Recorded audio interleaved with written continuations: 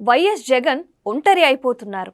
ఒకవైపు కుటుంబంలో గొడవలు, మరోవైపు పార్టీలో సంక్షోభం. ఇవన్నీ జగన్ను రాజకీయంగా ఇబ్బంది పెడుతున్నాయి. వైఎస్ జగన్ 2019 ఎన్నికలకు ముందు వరకు ఆయన ఇమేజ్కు తిరుగు లేకుండా ఉంది. గెలిచిన తరువాత జగన్ యాటిట్యూడ్తో అనేక మంది నేతలు నేడు దూరమవుతున్నారు. అసంతృప్తిగా ఉన్న నేతలను పసిగట్టి వారిని నయానో భయానో బెదిరించి పార్టీకి దూరం చేసే ప్రయత్నాలు జరుగుతున్నట్లు స్పష్టంగా కనిపిస్తోంది. ఇప్పటికే అనేక మంది నేతలు దూరమయ్యారు.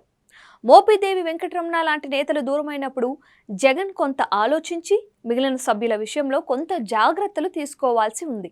కానీ ముగ్గురు సభ్యులు రాజీనామా చేసినప్పటికీ జగన్ ఏమాత్రం పట్టించుకోకపోవడంతో పాటు అసలు నేతలకు అందుబాటులో లేకపోవడం కూడా ఈ రాజీనామాలకు కారణంగా చూడాలి. విజయసాయిరెడ్డి రాజీనామాను ఎవ్వరూ ఊహించి ఉండరు. కలలో కూడా ఇది జరుగుతుందని భావించి ఉండరు.